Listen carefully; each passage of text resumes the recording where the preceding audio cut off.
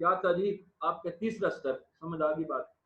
अब अगली बात यहाँ से, अब नेक्स्ट अगर चलूं, ऑर्डर 4 पे था लेकिन मैं अब आगे जा रहा हूँ, ऑर्डर 5 में छोड़ रहा हूँ फिलहाल, समझ आ गई बात की। अब बात आ गई किस चीज की कि आपने जब इंस्टीट्यूशन में आपने सूट किया तो पहली चीज आपकी आ गई क्या, प्लेन, ठीक है, किसके सामने आ गई, कोर्ट के पास आ गई, ठीक है।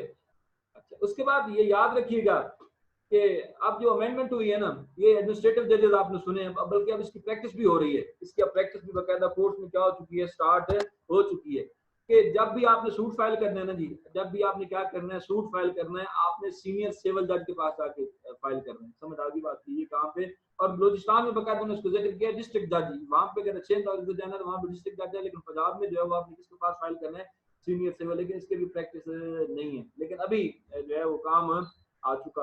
अच्छा, अब जब प्लेन फाइल हो गई, जो ही प्लेन फाइल हुई ना, अब ये चीज प्रैक्टिस में पहले नहीं थी, अब मैं आपको बता दूं अब आ रही है। अब जो अमेंडमेंट अभी इसी साल हो जानी है, जून में अगर ऑफिशियल गजट पब्लिश होना है ना जी, उसमें इंशाल्लाह ये होगी इन्फोर्स बकायदा। अब जब आपने सूट फाइल करना है ना, तो अदालत को यहीं पे क्या करना चाहिए, जो 3 रेमेडीज हैं, 7-10 रिटर्न ऑफ द प्लेंट, यानी कि अगर उसके पास जुरिस्डिक्शन का क्वेश्चन है 7-10 में, ठीक है, तो फारिग कर दे। अगर 7-11 उसने करनी है तो यहीं पे मौका कर दे। अब ये चीजें अब आ रही हैं, क्या करनी है कि 7-11 करनी है, रिटर्न रिजेक्शन है 7-11 तो रिजेक्ट कर दे, समझ आ गई बात की। और उसके बाद जो है आपका नहीं करता तो फिर ड्यूली इंस्टीट्यूटेड है, ठीक है। अब यहाँ पे जब चौथा स्टेप जो मैं आपको बता रहा था कि एग्जामिनेशन ऑफ द प्लेंट, ठीक है, चौथा स्टेप अब जो अब आना है किस चीज का, एग्जामिनेशन ऑफ द प्लेंट, के कोर्ट ने क्या करना है, जब आपने सूट फाइल किया, समझ आ गई बात की, सूट फाइल किया, समझ आई बेटा बात की, सूट फाइल करने के बाद अब ये पहले प्रैक्टिस नहीं है, अब आ रही है अमेंडमेंट के बाद कि क्या रिजेक्ट करना है तो रिजेक्ट कर दो, रिटर्न करना है तो रिटर्न कर दो, समझ आ गई बेटा बात की। नहीं करना तो फिर ड्यूली एडमिटेड, तीसरा स्टेप उन्होंने क्या उसमें ऐड किया कि इसको अगर मान लिया कि that is able, that is test the merits of the case and जो है इसको ट्राई किया जा सकता है, इसको ट्राई है, इसका ट्रायल मुमकिन है, ठीक है, तो वो क्या कर लेगी, इसको मान लेगी। अच्छा, जब आपको सूट मान लिया, समझ आ गई बात की।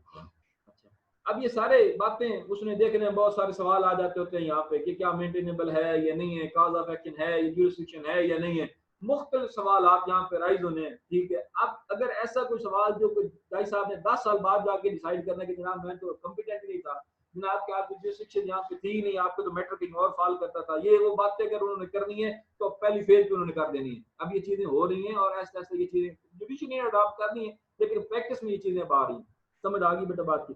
तो तमाम जो है ना इसके सवाल, जब उसका सूट मेंटेनेबल होगा ना, जब उसका सूट मेंटेनेबल होगा तो फिर आपको पता है ना उसकी फोटो कापीज करवा के किसको भेजनी होती है, जो उसको सूट मान लिया जाता है कि दी है ये, तो फिर उसको क्या करवाई जाती है, फोटो कापी करवा के साथ फिर हम आ जाते हैं जो मैंने ऑर्डर छोड़ा किस चीज का, ऑर्डर 5, जो मैंने छोड़ा है ऑर्डर 5, जो किसको डील करता है, आपका समन्स को। और सेक्शंस आपके कौन से हैं, 27 से 32, अगर आपको याद हो तो, समझ आ गई बात की, समझ आ गई। सेक्शन 27 से 32 ये चीजें आपने पहले पढ़ी हुई। अच्छा, तो आपने वहां पे समन, आपको पता है कि समन कैसे सर्व होता है, ठीक है, वहां पे हमने देखा था पर्सनल भी है, पोस्टल भी है, फिक्सेशन भी है और सब्स्टिट्यूटेड भी है। सब्स्टिट्यूटेड में हमने फर्दर 3 पढ़ी थी कि ढोल भी बजाया जा सकता है, समझ आ गई, ऐलान भी करवाया जा सकता है और जो है इसकी प्रोक्लेमेशन भी करवाई जा सकती है। तो ये मोड ऑफ समन हमने कहाँ पे पढ़ा था आपका ऑर्डर 5 में, और सेक्शन जो आपको बता रहा हूँ 27 से 32, स्टेप कौन सा था, ये आपका 5वां स्टेप था, समझ आ गई बात की। ये साथ साथ आपने चीजें जोड़ती आनी, ठीक है, यानी कि अब आपने सूट फाइल किया, cause of action, cause of action पहले हमने पढ़ा पार्टी, पार्टीज के बाद हमने पढ़ा cause of action, cause of action के बाद हमने पढ़ा इंस्टीट्यूशन ऑफ सूट, ठीक है, इंस्टीट्यूशन ऑफ सूट के बाद हमने पढ़ा एग्जामिनेशन ऑफ द जो है वो प्लेट, समझ आ गई बात की। उसमें हमने 3 बातें देखी, 7-10, 7-11 और ड्यूली एडमिटेड। ये तीनों अगर बातें करनी है तो जाहिर साहब को चाहिए, अब ये अमेंडमेंट हो चुकी है और ये इम्पोज हो रही है, ये याद रखना मेरे। अब जितना मेरे आज का लेक्चर है ना, ये अप टू डेट लेटेस्ट है, ये जो आपकी अमेंडमेंट आई हुई है, ठीक है।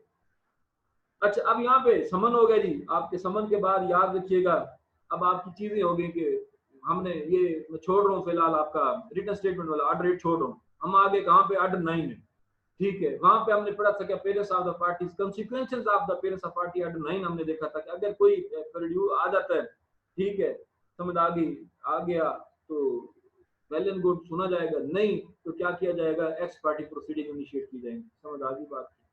अच्छा, अब मेरी याद बात रखिएगा, एक्स पार्टी प्रोसीडिंग एक और चैप्टर है, पहले 9-6 की बात कर रहा हूँ, ठीक है, समझ आ गई बात की, 9-6 और फिर है एक्स पार्टी डिग्री, फिर एक्स पार्टी प्रोसीडिंग से मुराद ये है कि उसने बुलाना है, उसने क्या करना है, गवाहान को बुलाना है, गवाहान की रिकॉर्डिंग उसने लिखनी है, समझ आ रही बात की, गवाहान की रिकॉर्डिंग जो है शहादत रिकॉर्ड करके फिर कोर्ट ने फैसला करना है कि जनाब क्या इस काबिल है या नहीं, इसको एक्स पार्टी में प्रोसीड कर दूं, क्या जिसने ये सूट फाइल किया है उसका हक बनता है या नहीं, उसने शहादत रिकॉर्ड करनी है, सारी बातें करके बेशक मुद्दा नहीं आ रहा, समझ आ रही है बातें, ये होती है एक्स पार्टी प्रोसीडिंग, ये होती है एक्स पार्टी प्रोसीडिंग। अब जब वो देख लेगी कोर्ट मेरिट आ जाएगी उस तकाजे को, ये समझ लेती है कि वाकई ये बंदा डिजर्व करता है, तो फिर कोर्ट पास करती है एक्स पार्टी प्रोसीडिंग, समझ आ गई बात की, क्या एक्स पार्टी डिग्री पास करती है। तो इस ऑर्डर में दो बातें मैं आपको डिटेल में पढ़ा चुका हूँ कि अगर आपका जो है ये एक्यूज नहीं होता,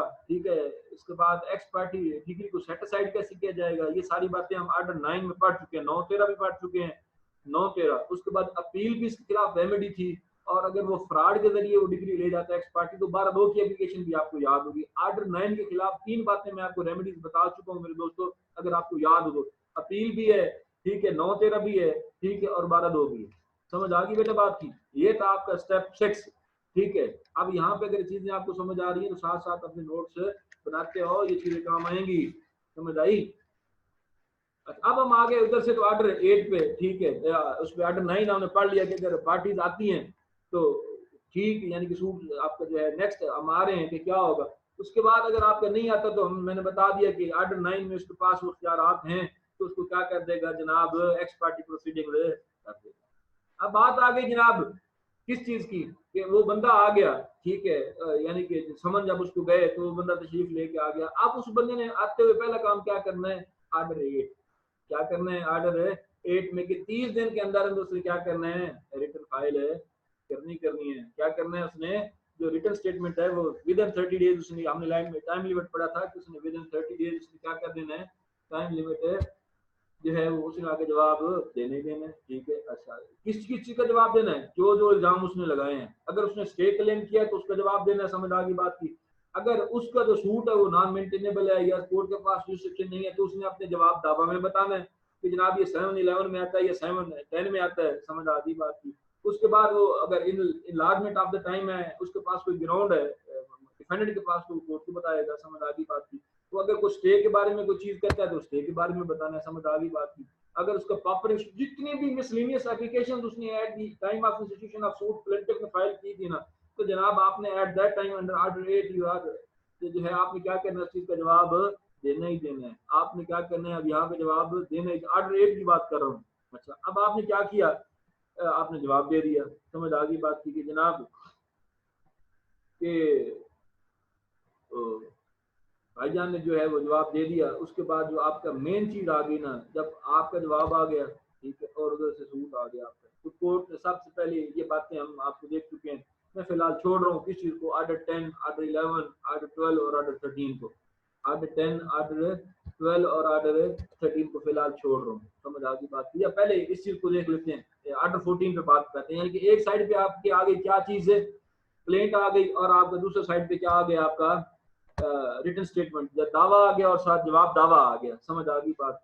अब कोर्ट ने पहली बात क्या करना है, examination of the parties, order 10 अगर आपको याद हो तो कोर्ट ने क्या करना है, तमाम पार्टीज को एग्जामिन करना है, समझ आ गई इसके बाद। उसके बाद हमने ऑर्डर 11 में इंटेरोगेटरीज, कोर्ट ने क्या करना है, सवाल जवाब पूछने कि क्या ये कैसा है, ये जो भी आपने एलिगेशंस थे किस चीज में, आपकी प्लेंट में और उसके रिटन स्टेटमेंट में, समझ आई। अच्छा, इसके बाद मैंने फिर आपको बेटा बड़ी डिटेल में पढ़ाया था ऑर्डर 12, ठीक है, कि जो जो एडमिशन वो करता जाएगा उस पे इश्यूज फ्रेम नहीं होंगे, जो आपको सपोज कहता है मैंने जी शादी हुई, समझ आ गई बात की, ये फिलहाल बसते रहे, अगर आपका ये कोई भी आपका सूट मियां बीवी के दरमियान हो, इस दिन को शादी हुई, इतने बच्चे इस दिन आबाद हुई, ये सारी बातें, अब वो कहता है जी शादी हुई, अगर जवाबदार मखावन साहब कहते हैं, ठीक है, तो ये चीज वो क्या होगी, एडमिशन हो जाएगा सपोज। अब ये किस में बातें आ रही हैं, ऑर्डर 12 में, यानी कि जो आपके वो मान लिए जाते हैं उस पर इश्यूज फ्रेम नहीं होंगे, समझ आ गई बात की। तो उसके साथ ही अब साथ है आपका order 13, production of the document, क्या है चीज आपकी, प्रोडक्शन ऑफ द डॉक्यूमेंट, समझ आई बेटा बात की, कि आपने आपके पास कोई है शहादत तो आपने क्या करनी है वहां पे। अब इससे पहले हम आते हैं किस चीज पे, इश्यूज पे, ऑर्डर 14। हमने ये कहा था कि इश्यूज कितनी किस्म के होते हैं, 3 किस्म के होते हैं, issues of fact, issues of law और issues of fact and law, ये 3 बातें हमने की थी कि वो एलिगेशन लगाता है, ठीक है, एलिज जो करता है, और वो अगला बंदा जो है वो डिनाई करता है, समझ आ गई बात की। तो इस पे क्या होते हैं, इश्यूज फ्रेम हो जाते हैं। जो बात होगी कानून की, हम उसको कहेंगे इश्यूज ऑफ लॉ है। जो बातें होंगी उनके दरमियान फैक्ट्स होंगे, हम उसको कहेंगे इश्यूज ऑफ फैक्ट। समझ आ गई बात की। तो इस यहाँ तक हम कह सकते हैं जनाब, इश्यूज फ्रेम होने से पहले पहले तक ना सवाल आ जाता था, what are the pre trial stages in the civil litigation. क्या सवाल आता था, pre trial stages in the civil litigation. तो यहाँ तक जो कितनी बातें हैं ना इश्यूज फ्रेम होने से पहले पहले तक, हम इन्हें ये कह सकते हैं ये प्री ट्रायल स्टेजेस हैं। समझ आ गई बात की। इसके बाद अगर तो जाय साहब को लगता है कि इसका समरी ट्रायल हो सकता है, अच्छा, ये लास्ट टाइम मुनव्वर शहजाद ने मेरे पे सवाल किया था, बेटा मैंने आपको उस दिन भी सेक्शन 112 13 बताया था, तो उसका एग्जैक्ट सेक्शन है 112 और 13। समझ आ गई, रेफर, ठीक है, 112 रेफर कर सकती है। समझ आ गई बात की। उसका जवाब मैंने उस दिन भी आपको 112 बताया था, उसका जवाब है 112, ठीक है। अब बात आ गई किस में, आर्डर 15 में। वो समझते कि ये जो है आपका, जब इश्यूज फ्रेम हो गए, बातें आ गई कि लोगों के मामला सेटल हो रहे हैं, तो जो आपकी कंसेंट डिक्री है, समझ आ गई बात की, क्या बोला, क्या करेगा जी, भाग जाएगा वो बंदा, भाग जाएगा। तो आप अंडर आर्डर 38 जाके एप्लीकेशन देते हैं, जनाब इसको क्या किया जाए, गिरफ्तार कर लिया जाए, क्योंकि अगर इसको गिरफ्तार न किया गया तो ये प्रॉपर्टी जो वो वाली सेल कर देगा या बेच देगा। क्या करेगा, सेल कर देगा या बेच देगा। समझ आ गई बात की। तो लिहाजा इसको फिलहाल क्या कर लिया जाए, गिरफ्तार कर लिया जाए। समझ आ गई बात की। तो ये बातें कहाँ पे लिखी हुई हैं, अंडर सेक्शन 94 से लेके 95 तक, 92, 93, 94, 95, जिसे हम कहते हैं सप्लीमेंटल प्रोविजंस। समझ आ गई बात की। अच्छा, अब यहाँ पे जब आपने कहा कि जनाब शहादत के साथ ही उसको पता लग गया कि मेरे खिलाफ जायज फैसला कर रहे हैं, तो आप उसको कहते हैं जायज साहब पढ़ो नहीं के बदले नट जाना है। हम उसे कहते हैं अटैचमेंट बिफोर द जजमेंट या arrest before the judgement. Order 38 की बात कर रहा हूँ। समझ आ गई बात की। ये हमने पढ़नी है चीज इंशाल्लाह, ठीक है। ये आपको जनरल व्यू दे रहा हूँ, जो आप कहते थे ना सीपीसी भूल गई है, समझ आ गई, इसलिए आपको रिवाइज करके कह रहा हूँ ताकि ये चीज आपके माइंड में हो, ठीक है। लिंक आपको सेंड कर दूंगा, ये सुनते रहिएगा। अच्छा, अब यहाँ पे सपोज बात आ गई आपके, शहादत हो गई। शहादत में अगर जज को लगता है कि नहीं ये केस जो है ना, यहाँ पे अब जो टाइम लिमिटेशन आ रही है नए अमेंडमेंट के मुताबिक वो है 90 डेज की। समझ आ गई बात की। यहाँ पे अगर वो समझता है कि मैं केस जो है ना for the purpose of interpretation of the statute because it is function of higher courts, तो 113 में वो भेज सकता है, ट्रांसफर कर सकता है। मुनव्वर नहीं अगर सुन रहे हो तो, ठीक है। साथ लीड विद सेक्शन 151, ठीक है, या फिर साथ उसकी कौन सी है, सेक्शन 113, ठीक है। अगर जज साहब को यहाँ पे लगता है तो आपको कोई भी बातें जो आपको क्या देती हैं, ये कबात होती है, ठीक है। इसके बाद आपके फाइनल आर्गूमेंट्स आ जाते हैं। समझ आ गई, जो आपको टाइम दिया जाता है 20 डेज का, अगर आपको याद हो तो। इसके बाद आर्डर 20 हम पढ़ चुके हैं। जब फाइनल आर्गूमेंट्स के बाद आपकी जजमेंट आती है, ठीक है, जजमेंट के साथ डिग्री आती है, कोई आर्डर। अच्छा, एक मेरी बात, जजमेंट एक होगी वो फाइनलिटी होगी, ठीक है। उसकी डिग्री दो हो सकती है, डिग्री प्रिलिमिनरी भी हो सकती है और फाइनल भी हो सकती है, और आर्डर लाख हो सकते हैं बेशक। एक मुकदमे आर्डर के नहीं हो सकते हैं, लाख हो सकते हैं, ये मेरी बात याद रखिएगा। जो एक दफा अगर जजमेंट प्रोनाउंस हो गई यानी ओपन कोर्ट, ठीक है, उसको फिर अमेंड नहीं किया जा सकता, ना उसको तब्दील किया जा सकता है, ना ही उसको दोबारा किया जा सकता है। हाँ, उसके खिलाफ जो वो रेमेडी ऑफ रिव्यू है वो आपको पता है। डिग्री बता चुका हूँ कि एक जजमेंट में डिग्री दो किस्म की हो सकती है, प्रीलिमिनरी भी हो सकती है और फाइनल भी हो सकती है। उसके बाद आपको आर्डर पढ़ा चुका हूँ कि एक एक मुकदमे में आर्डर बेशक 20 भी हो सकते हैं, ठीक है। अब आगे आपके जो है, अब जो डिफेंडेंट है, ठीक है, वो जाएगा किधर भला आपकी, अगर उसको लगता है जो ये जजमेंट पास हुई है, डिग्री एग्जीक्यूशन हुई है, तो उसके पास है 3 रेमेडीज।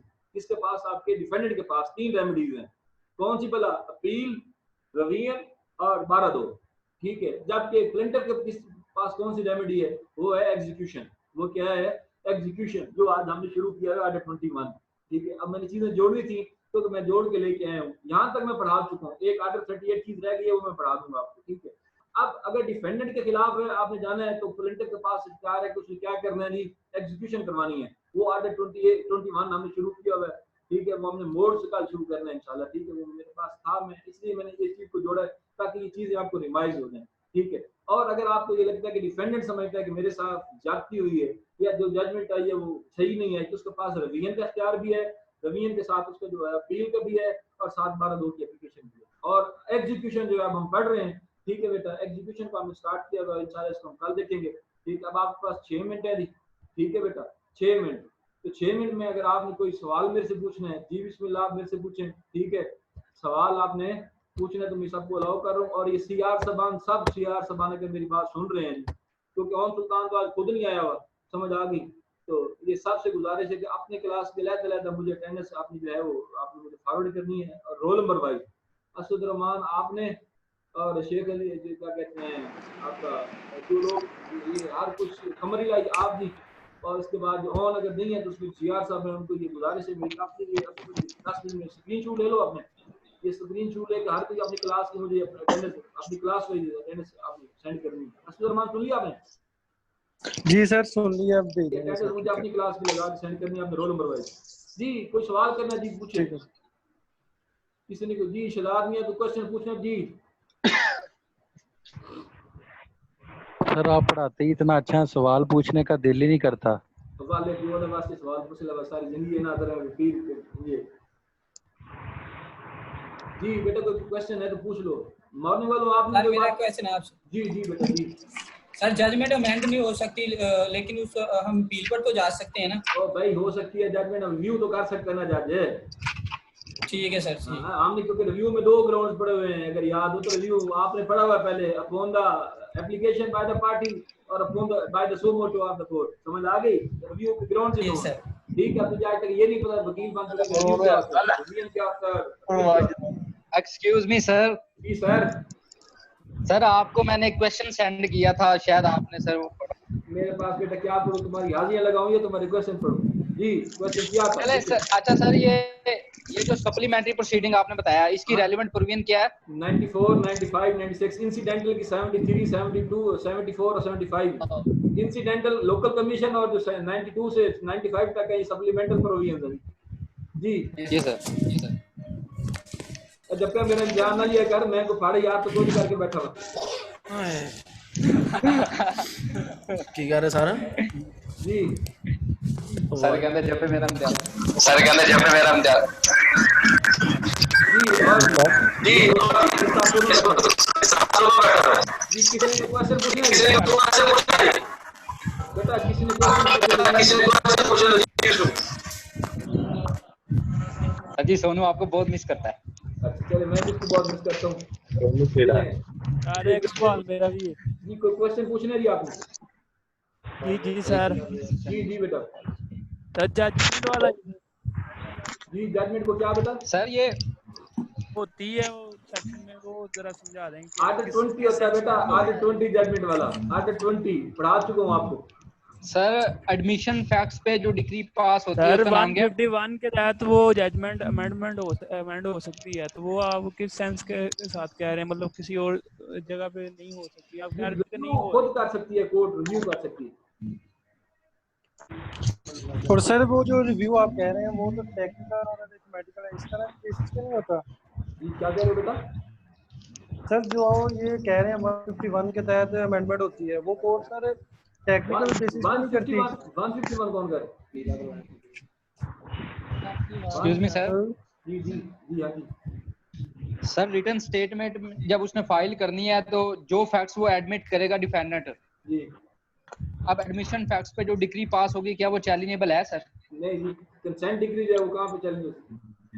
इश्यूज आपके अल्टर हो सकते हैं 14/5 में। आप समझते हो कि इशू अगर आपका वो एडमिशन गलत था तो आप उसको एडमिशन वाला याद नहीं है, एडमिशन की तरह आप जी याद है एडमिशन वाला 12 जब आपने पढ़ा था उसमें आखिरी रूल में हमने एक बात पढ़ी थी कि अगर आप समझते हो कि एडमिशन जो था वो गलत था तो आप उसको अमेंड करवा सकते हो, इशूज को आप अल्टर करवा सकते हो। अच्छा जी। और जी गाय वसीम, अब ये मॉर्निंग वालों की स्ट्रेंथ बहुत कम है। ओए मुनव्वर है सर आपको पता है पढ़ने वाले बच्चे सारे इवनिंग में ही होते हैं। मुनव्वर है? हाँ जी सर। हाँ जी सर। वाले कभी अपनी क्लास गाली सेंड कर मुझे। अरसलान मुझे समझ कभी नहीं काम की भी बात कर लिया सेंड कर अपनी क्लास की, अपनी क्लास की हाजिरी। हाँ अपनी क्लास की। ओके सर मैं कर देता हूँ। ओके सर ठीक है जी। इसके बाद कोई बात पूछनी है जी आपने? सर जी बेटा। सर जिनका सीपीसी पार्ट 1 का बेड़ा गर्क हुआ हो उनके लिए क्या हाल है? उनके लिए दुआ खैर है, उनके लिए पढ़ना